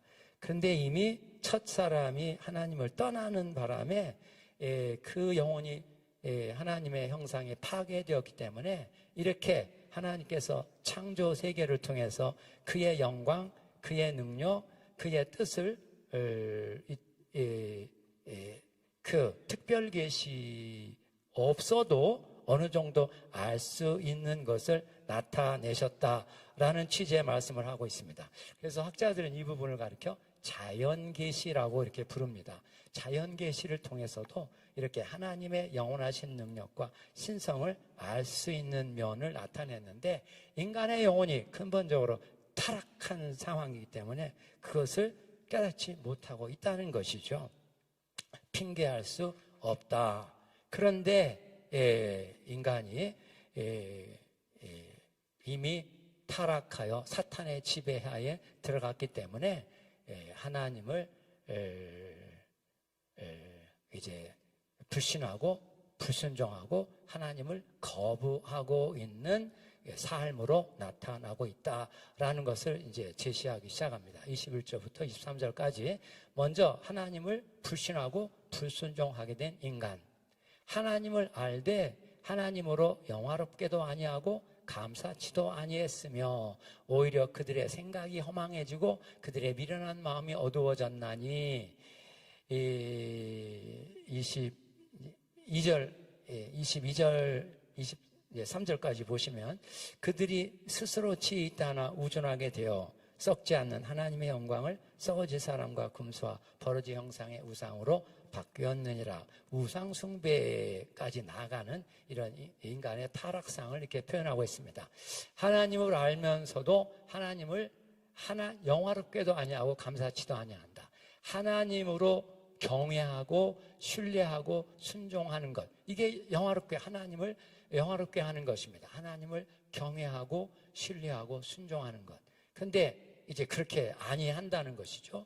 그렇게 되니까 또 결과적으로 따라오는 것이 감사치도 아니하고, 하나님께서 모든 걸 창조하셨고 인간에게 모든 것을 부어주시는데도 하나님을 영화롭게도 않고 감사하지도 않게 되었다는 것입니다. 그러면서 오히려 그들의 생각들이 허망하여지고, 여기 디아로기스모스, 이게 사고 체계, 주로 이제 지성이라고 하는 인간의 인격의 지성의 요소, 지성, 감성, 의지, 이런 부분을 이렇게 분리해서 분석을 해서 제시하지 않습니까? 그때 그 지성의 요소를 가리킵니다. 그들의 생각들이 허망하여지고, 그러니까 그들의 그 사고 체계가 하나님 없이 인간 중심적으로 이루어지게 된다는 것입니다. 인간 중심적으로 생각하고, 그러니까 하나님의 진리의 말씀을 무시하고 반항하는 결과가 된다. 그래서 시편 94편 11절 여호와께서 사람들의 생각이 허망함을 아시느니라.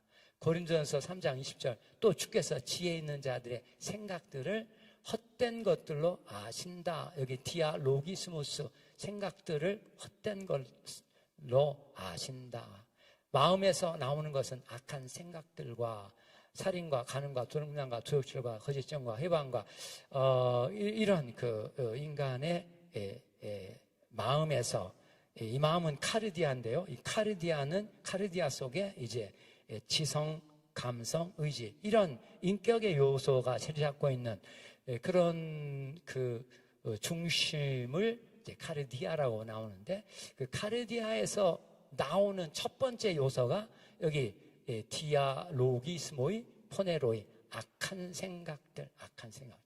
그러니까 인간이 타락해서 근본적으로 생각 자체가 하나님을 이제 염두에 두지도 않고, 더 나아가 하나님을 대적하고 하나님의 원수로 행하게 만드는 그런 생각을 마음대로 하고, 그리고 또 생각이 기초해서 나오는 행동들이 악하고 더럽고 어두운 그 행동이 나오게 되는 이런 그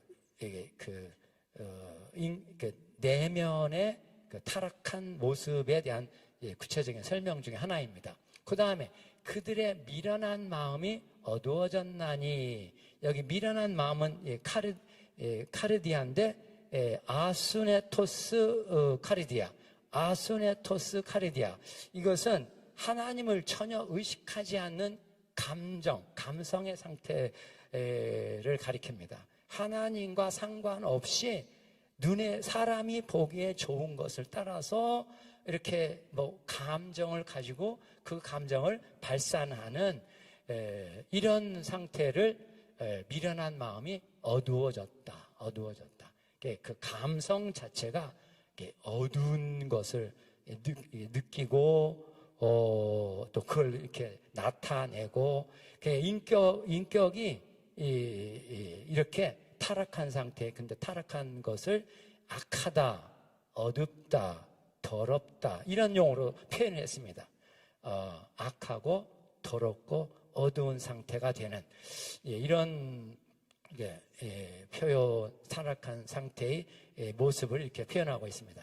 그들이 스스로 지혜 있다 하나 우둔하게 되어, 자기들이 지혜롭다고 하는데 사실은 하나님 보시기에 미련하게 된, 주로 이제 우상숭배와 관련되어서 이런 표현들이 사용되었습니다. 예레미야 10장 14절 사람마다 우둔하고 무식하도다. 그가 부어 만든 우상은 거짓 것이요 그 속에 생기가 없다. 이사야 44장 9절 우상을 만드는 자들은 다 허망하도다. 그들이 다 수치를 당할 것이다. 이렇게 하나님 보시기에 미련한 자가 될 뿐만 아니라 썩지 않는 하나님의 영광을 썩어질 사람과 금수와 버러지 형상의 우상으로 바꾸었느니라. 우상 숭배에 빠지게 되는 것이다. 그래서 인간의 내면이 악하고 더럽고 어두워지는 타락의 요소가 되고, 또 그런 그 타락한 인격으로부터 이제 하나님을 영화롭게 하는 것에서 떠나서 우상 숭배에 빠지게 되는 것이다. 이렇게 인간이 하나님을 영화롭게도 않고 감사하지도 않고 타락하여 우상 숭배에 빠지게 되었을 때 하나님께서 그들을 이제 내버려 두시는 이런 그 진노의 구체적인 내용을 표현하고 있습니다. 여기 24절, 26절, 28절 세 절에 걸쳐서 우리말로 내버려 두셨다 이렇게 표현을 했는데, 파라디돔이라는 동사입니다. 파라디돔이는 넘겨주다. 한 관할권에서 다른 관할권으로 넘겨주는 것입니다. 하나님의 은혜의 통치에서 사탄의 통치로 넘겨주는, 예수님을 가룟 유다가 팔았다로 우리말로 이렇게 팔았다 이렇게 표현하기도 했는데, 그때 동사가 넘겨주었다, 넘겨주다라는 동사, 이 파라디돔이라는 동사입니다. 그러니까 이렇게 하나님의 영역에서 사탄의 영역으로 이렇게 넘겨주는 그 세상의 정치 권력자들, 종교 권력자들의 지배권으로 넘겨주는 이런 의미의 동사가 예수님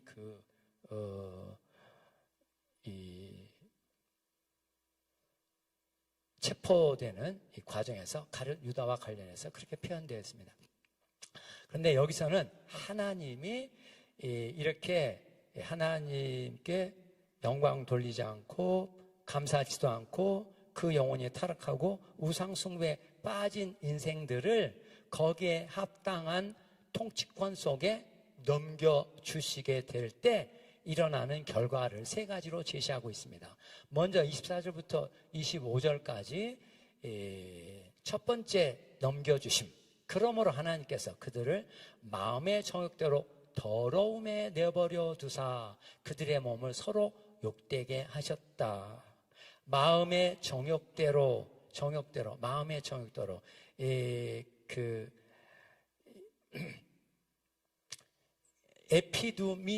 에피두미아라고 되어 있는데요. 에피두미아라는 이 마음의 정욕이라는 이 단어가 이제 로마서 내에도 여러 번 나오게 됩니다.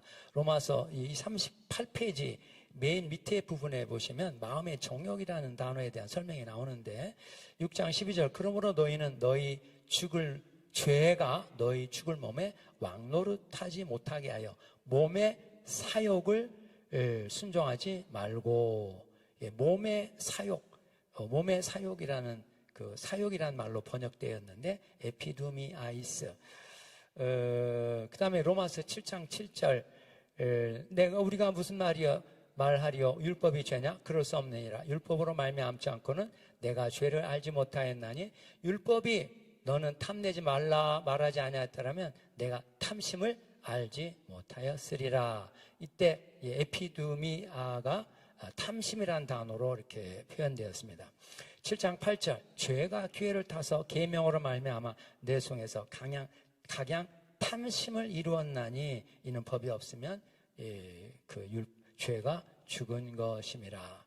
이렇게 정욕, 탐심, 사욕 이런 말로 번역된 단어입니다.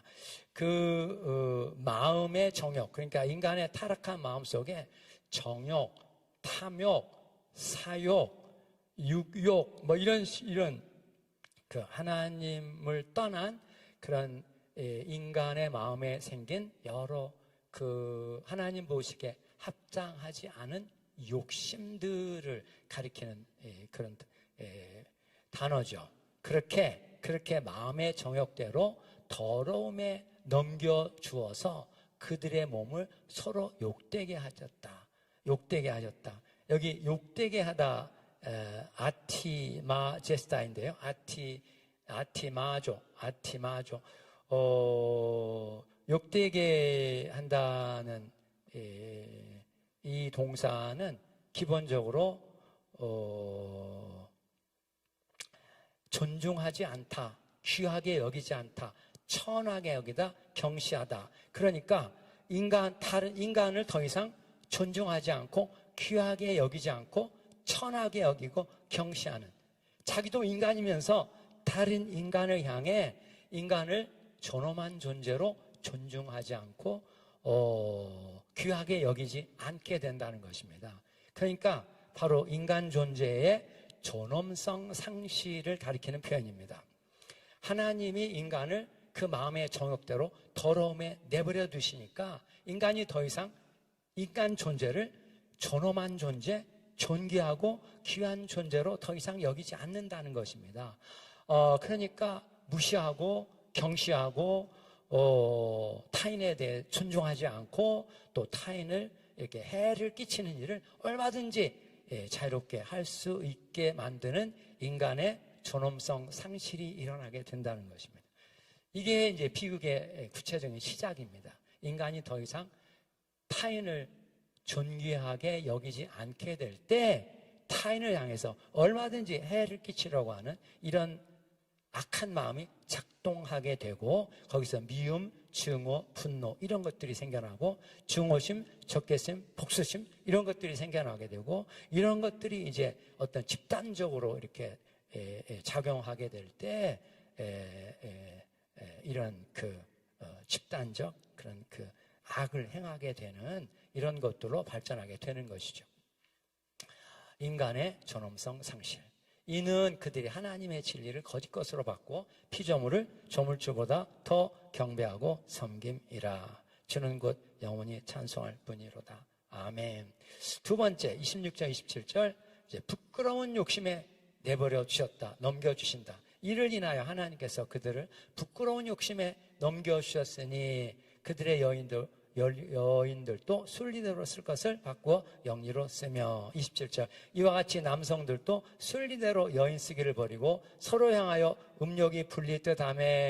남성들이 남자들로 더불어 여기 이제 남자들로 이렇게 번역이 됐지만 이게 남성과 여성의 성별 신체적 정체성을 가진 존재 이런 걸 가리키는 단어로 되어 있습니다.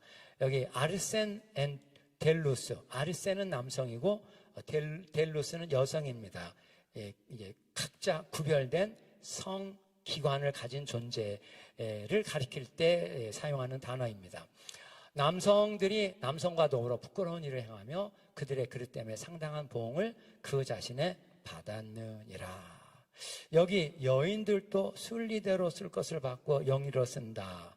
자, 여기 순리대로라는 것이 자연의 본래 태어나면서 본질상 이런 걸로 번역된 단어인데 하나님께서 창조하실 때 그 창조의 순리, 창조의 원리가 있는데 그것을 버리고 그것을 파괴하는 방향으로 영리로 쓴다라고 했는데 이 말은 여성들이 여성 동성 성관계를 가리키는 이런 의미로 이제 그 고대 교회사에서부터 해석해 왔습니다. 27절은 이제 남자들도 마찬가지 여성을 순리대로 쓰기를 버리고 서로 향해 음욕이 불릴 듯하고 남성들이 남성들과 더불어 부끄러운 일을 행한다. 남성, 동성 성관계. 이렇게 하나님께서 인간을 창조하실 때 남자와 여자, 남성과 여성으로 창조하셨습니다. 41페이지 밑에 있는 그 문단에 창세기 1장 27절 말씀이 나오는데요. 하나님이 자기 형상 곧 하나님의 형상대로 사람을 창조하시되 남자와 여자 이때 아르센 앤 툴루 아르센 남성 델루스 여성 그것의 이제 대격 목적격입니다. 남성과 여성으로 창조하셨다. 그래서 이 말씀을 예수님의 말씀에서도 그대로 창조시로부터 그들을 남성과 여성으로 만드셨으니 이렇게 만드신 원리가 그 목적이 뭐겠습니까? 한 남성과 한 여성이 결혼해서 가정을 이루고 그리고 거기서 그 가정에서 자녀를 출산해서 대를 이어가게 만드는 그 원리를 위해 그 목적을 위해 하나님께서 인간을 창조하시되 남성과 여성 분명한 이 성기관을 가진 존재로 구별된 성기관이죠. 남성은 남성대로 여성은 여성대로 이렇게 만든 하나님의 창조의 원리를 짓밟고 창조의 질서를 파괴하는 행위가 바로 동성 성관계의 요소라는 것입니다. 이렇게 하나님이 인간이 범죄해서 그 범죄한 인간을 더러운 욕심에 내버려 두니까 성관계가 완전히 성윤리가 타락하는 이런 결과를 보여주고 있습니다. 그러니까 성윤리가 타락한 것 때문에 하나님이 진노하시는 것이 아니고 하나님의 진노가 임해서 성윤리가 타락하게 된다는 것이죠. 앞에 인간의 존엄성 상실하게 된 것 때문에 하나님이 진노하시는 것이 아니고 하나님의 진노를 받아 그렇게 된다는 것입니다. 세 번째 28절 32절까지 그들이 마음에 하나님 두기를 싫어하며 하나님께서 그들을 그 상실한 마음대로 내버려 두서 넘겨주어 합당치 못한 일을 하게 하셨으니. 마음에 하나님 두기를 싫어했다. 이때 이 마음이 그 원어로 보시면 에피그노세이, 여기 에피그노세이 사고 체계입니다. 사고 체계. 사고 체계 속에 하나님 두기를 싫어하니까 하나님께서 그들을 그 상실한 마음대로, 하나님이 없는 마음대로 내버려두는 혹은 넘겨주시니까 모든 합당치 못한 일, 하나님 앞에 합당치 못한 일을 하게 하셨는데, 어떤 일을 하게 되냐면 곧 이제 29절부터 32절까지 쭉 악의 목록이 제시됩니다. 모든 불의, 추악, 탐욕, 악의가 가득한 자요, 시기, 살인, 분쟁, 사기, 악독이 가득한 자요, 수근수근하는 자요, 비방하는 자요, 하나님께서 미워하시는 자요, 능욕하는 자요, 교만한 자요, 자랑하는 자요, 악을 도모하는 자요, 부모를 거역하는 자요, 우매한 자요, 배약하는 자요, 무정한 자요, 무자비한 자라. 그러니까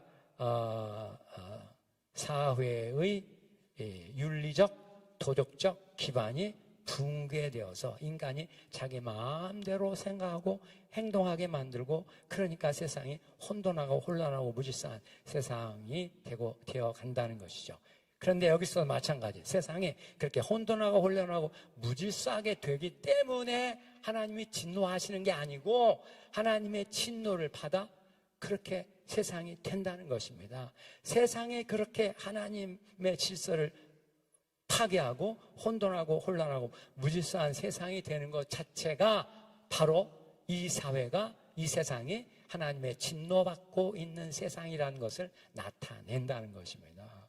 그러니까 그런 점에서 볼 때 지금 전 세계적으로 공산주의 이슬람 동성애, 이 동성애가 판을 치면서 교회들이 파괴되고 있고, 그 공격이 한국 교회를 향해서 지금 진행되고 있는 상황인데, 이 동성애 때문에 하나님이 진노하시는 게 아니고 이미 진노를 받아 동성애자들이 그렇게 활개치며 행동하고 있는 것 자체가 하나님께서 그 세상을 향해서 진노하시는 그 진노의 모습을 그대로 보여주는 것이라는 것입니다. 그래서 예언자들에 보면 하나님의 진노가 그들 가운데 불타고 있다, 이런 표현을 쓰고 있습니다. 하나님의 진노가 불타고 있다. 왜? 그들이 정말 하나님을 대적하고 하나님의 원수로 행하고 있는 이런 상황이기 때문에, 그런 상황이 바로 하나님의 진노받고 있는 그런 세상이 되는 이런 걸 보여주고 있다는 것입니다. 결국 32절 결론적으로 그들이 이 같은 일을 행하는 자들이 사형에 해당하다, 사형에 합당하다는 하나님의 정하심, 판결을 알고도 자기들만 행할 뿐 아니라 그런 일을 행하는 자들을 옳다고 하느니라. 인간이 나서서 인간의 죄악됨을 오히려 옳다고, 하나님은 그것이 그릇되다, 또 거짓되다, 그것이 불의한 것이다 라고 이미 선언했는데, 하나님의 선언을 거부하며 뒤집으며 그것이 옳다고 한다. 완전히 하나님의 진리를 거부하고 반대하고 배척하는 이런 사람들의 행동들이 이루어지고 있는 것이 보여지고요. 그 다음에 오늘날에 와서는 이것을 더 넘어서서 이제 세속에 불의한 법을 만들어서, 이게 소위 포괄적 차별금지법이죠. 법을 만들어서 이제 하나님의 말씀 불순종, 하나님의 말씀의 불순종을 강제하는 데까지 지금 나가고 있는, 그래서 차별금지법이 통과된 유럽에서 이제 더 이상 동성애가 죄라는 말을 할 수가 없습니다. 했다가는 고발당하고, 고발당해서 이제 재판을 받으면 이제 천문학적인 벌금을 낼 수밖에 없습니다. 어떻게 교회를 팔아도 그 벌금을 다 충당할 수가 없을 정도의 아주 혹독한 벌금을 만들어 놓은 이런 악법을 차별금지법이라는 이름으로 만들어서, 그러니까 교회가 초토화될 수밖에 없고, 미국의 교회들도 초토화되고 있고, 지금 한국의 교회들도 많이 무너지고 있는 이런 상황입니다. 이거는 2000년 전 사도 바울 시대에 이렇게 그런 일들을 행하는 자를 옳다고 막 하나님의 진리를 뒤집어서 반대하고 배척하고 거역하는 이런 일을 할 뿐만 아니라 이제 2000년이 지난 오늘날에는 이렇게 새 속에 흉악한 독재법들을 만들어서 그 독재법을 통해서 하나님의 말씀 불순종을 강제하는, 하나님의 자녀들로 하여금 하나님의 말씀을 불순종하도록 강제해서 이제 정말 우리가 그런 불이익을 당하고 벌금 내고 또 감옥 갈 각오를 해야만 그런 상황을 돌파해 나갈 수 있게 만드는, 완전히 하나님의 진리가 파괴된, 하나님의 창조의 원리가 짓밟히고 하나님의 질서가 파괴되고 있는 이런 세상으로 가고 있는데, 이게 바로 하나님의 진노가 나타나는 모습이라는 것입니다. 이런 것들 때문에 하나님이 진노하시는 게 아니고 이미 하나님의 진노를 받아 그렇게 된다는 이런 경고의 말씀입니다. 이런 말씀에 비추어 볼 때 오늘 우리는 이러한 하나님의 관점, 복음의 관점에서 세상을 바라봐야 됩니다. 우리나라도 지금 하나님의 진노가 막 불타고 있는 쪽으로 가고 있습니다. 지금이야 잠시 차별금지법 제정이 중단되고 있는 이런 연기되고 있는 이런 상황이지만, 언제 또 국회에서 이 흉악한 자들이 일어나 차별금지법 만들자고 이렇게 들고 일어설 날이 올지 아무도 예측할 수가 없는 이런 상황이죠. 그런 쪽으로 지금 가고 있는 상황이기 때문입니다. 이렇게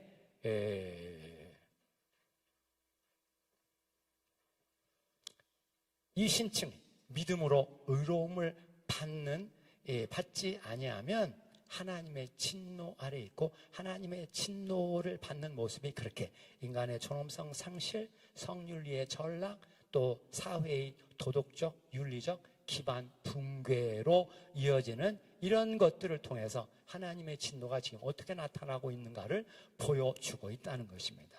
그래서 우리는 그런 관점을 가지고 우리의 사회, 우리의 세상을 바라보고 하나님의 진노받는 이런 현실을 깊이 깨닫고 우리 자신들이 각성할 뿐만 아니라 우리 성도님들 각성하고 이 진노받는 세상 어떻게든지 저들 가운데 몇 사람이라도 다시 구원받고 예수와 교회로 돌아오게 해야 되지 않겠는가. 하나님 불쌍히 여겨주시고 저를 써주시고 또 우리 교회를 써주시옵소서.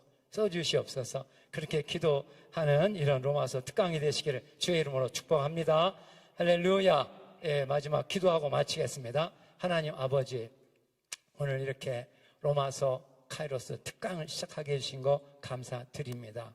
하나님 아버지, 사도 바울을 통해서 주님 강력하게 역사하셔서 그를 변화시키시고 예수 그리스도의 복음을 깊이 깨닫게 하시고 그 복음 속에 담겨진 하나님의 숨결, 권능, 영광, 생명을 풍성하게 받아 누렸고 또 그것을 이렇게 성경으로 남겨 우리에게 전해주신 거 감사드립니다. 하나님 아버지, 우리도 이렇게 사도 바울의 영역 속으로 깊이 들어가게 주님 은혜를 베풀어 주셔서 저희들도 복음의 확신과 전도의 열정과 선교의 비전을 가지고 담대하게 거침없이 예수의 복음 전도하고 예수의 영광 나타내고 예수의 지지를 편증하는 예수의 증인들, 복음의 일꾼들, 진리의 천사들 되게 축복해 주시옵소서. 그렇게 역사해 주실 줄 믿사옵고 감사하며 예수님의 이름으로 기도하옵나이다. 아멘. 하나님께 감사와 영광의 박수, 감사와 영광.